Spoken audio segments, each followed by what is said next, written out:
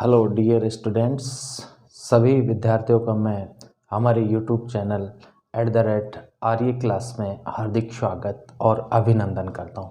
विद्यार्थियों, हमने जो ये क्लासें प्रारंभ की है एकेडमिक क्लास से कॉलेज विद्यार्थियों के लिए और आने वाली जो प्रतियोगी परीक्षाएं हैं उनके लिए महत्वपूर्ण टॉपिकों में शामिल होगा।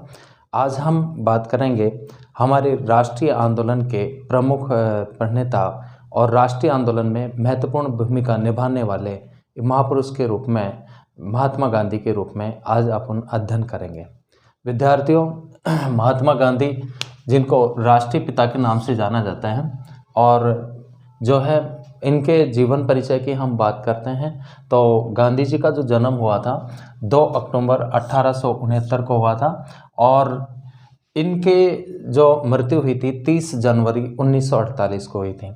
विद्यार्थियों, गांधी जी के जो राजनीतिक गुरु थे गोपाल कृष्ण गोखले थे और कानून की पढ़ाई के लिए इंग्लैंड के लिए प्रस्थान इन्होंने 1888 में किया था और 1891 में बैरिस्टर की डिग्री प्राप्त करके ये भारत लौटे और उसके बाद में दादा अब्दुल्ला एंड कंपनी की पैरवी के लिए ये दक्षिण अफ्रीका 1893 में गए।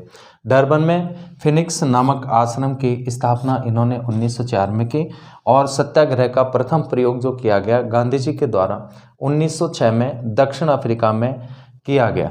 उसके बाद में लगभग 21 वर्षों तक इनका जो है समय वो दक्षिण अफ्रीका में बीता। उसके बाद में सत्याग्रह का सफल प्रयोग इन्होंने जो है 1906 में दक्षिण अफ्रीका में किया था और भारत में आगमन इनका 9 जनवरी 1915 में हुआ था।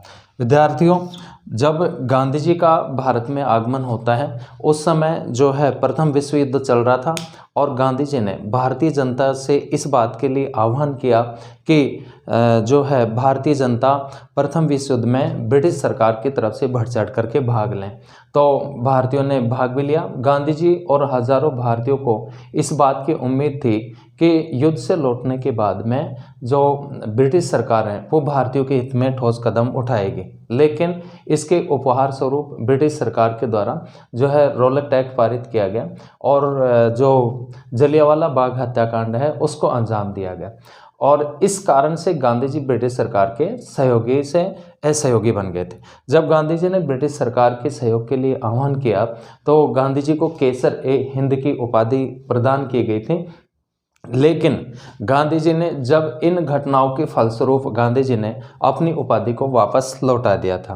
कांग्रेस अधिवेशन की अध्यक्षता इन्होंने 1924 में जो कर्नाटक के बेलगांव में हुआ था वहाँ पर इन्होंने जो है कांग्रेस की अध्यक्षता की थी और मोस्टली जो है गांधी जी की जो आत्मकथा थी वो थी सत्य के साथ मेरे प्रयोग। उसके बाद में इनकी एक महत्वपूर्ण जो पुस्तक थी हिंद स्वराज जो कि गांधी जी के द्वारा 1909 में लिखी गई।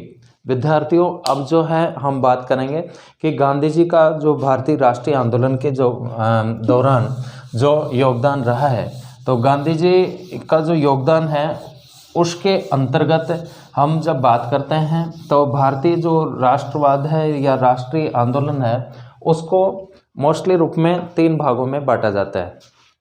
3 भागों में राष्ट्रीय आंदोलन की बात करते हैं तो राष्ट्रीय आंदोलन के अंतर्गत जो है इसके जो 3 युग हैं या 3 भाग जो हम जो बांटते हैं, सबसे पहले तो जो है कि एक तो जब कांग्रेस की स्थापना होती है 1885 से लेकर के और 1905 तक, उसके बाद में दूसरा जो युग था 1906 से लेकर के और 1919 तक, और जो तीसरा जो युग माना जाता है वो 1920 से लेकर के और 1947 तक यानी देश की आज़ादी तक।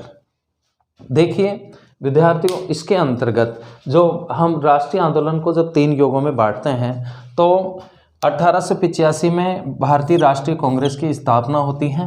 28 दिसंबर 1885 को कांग्रेस की स्थापना हुई और प्रारंभ में कांग्रेस में जो है उदारवादी नेताओं का वर्चस्व था, जिसमें मोस्टली रूप में गोपाल कृष्ण गोखले, दादा भाई नौरोजी, फिरोज शाह मेहता ऐसे नेता थे जिनकी जो नीति थी वो उदारवादी नीति थी, इसलिए इसको उदारवादी युग कहा गया।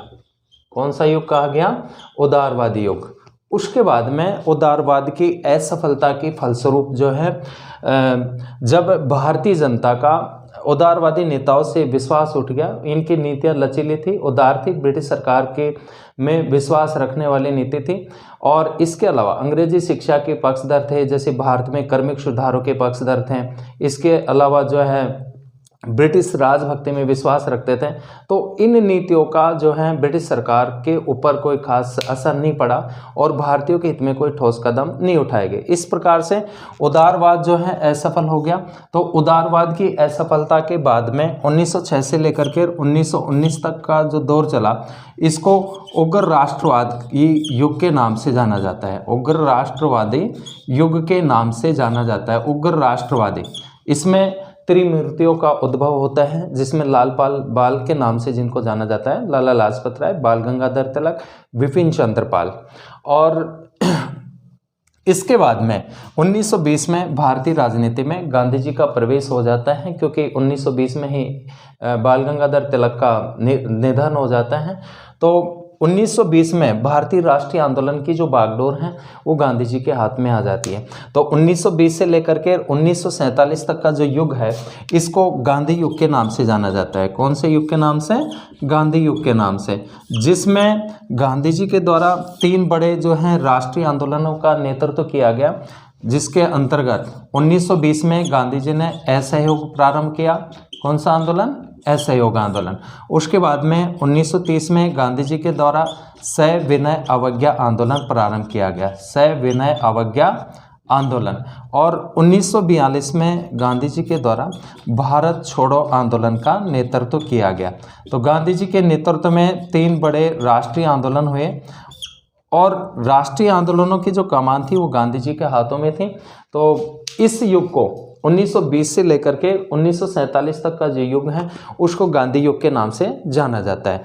विद्यार्थियों, गांधी जी के संदर्भ में हम महत्वपूर्ण जो बातें करते हैं उसके अंतर्गत कि भारतीय राष्ट्रीय आंदोलन में इनकी जो है मोस्टली प्रमुख भूमिका रही है।